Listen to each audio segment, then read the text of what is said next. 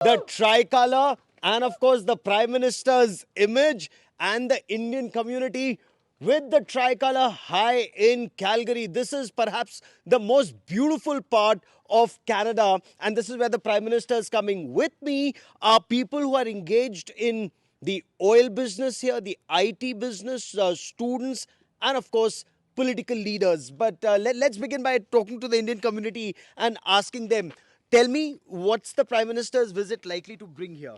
So I think this is really good news, and we are very excited that Prime Minister is coming here. First of all, it's gonna be definitely help building the relationship between these two countries, which seems like broken for quite long. And we welcome this Ms. Carney's offer to Prime Minister, and we are very excited. And we hoping that the economic development of India, the way is going, and the Canada by merging or partnering with them is gonna bring a lot of good news for Canadians as well. G7, seven most powerful economies of the world coming together.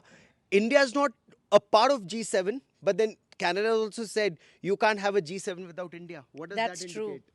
indicate? It indicates the power which India is emerging to be. Being a developing country, it has definitely left its mark on the entire world stage. And Modi is a born leader, and he's already proved his mettle again and again, year after year, term after term. So, yeah, it would not be a complete G7 without Modi ji. The Prime Minister, of course, was in Canada in 2015. That's when India and Canada became strategic partners. But is that relationship likely to be taken to the next level? How do you see this? It really required to take it to the next level. The one thing that what I see is that India is bringing innovation to the world, and Canada does require that innovation. Those students that coming to the India, the industry that development Canada required, India is definitely a country that can support Canada, and this relationship can take India and Canada both to the next level for sure. Is that also your appreciation? Yes, I completely echo what he just said, that India is becoming a power in this 21st century. Nobody can basically ignore India. So this is a historical moment for both Canada and India for bilateral relationship. Whatever mistakes they have made in the previous regime has made in a strategic way, this is the time to correct it. And we thank you, PM Carney, for correcting that mistake. How did this relationship go so south under Mr. Trudeau, and how is it being repaired now?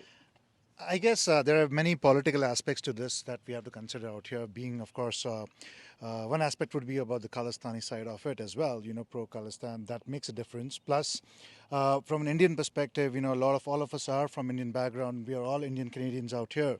But at the same time, important thing to understand is peace, prosperity comes with forging meaningful relationships. No, but are you able to counter the Khalistani elements? At the same time, that is something which, as a Canadian, I would want that our new Prime Minister, Mr. Carney, actually leads into that conversation with them and bring peace. Because the communique for this G7 is about bringing peace.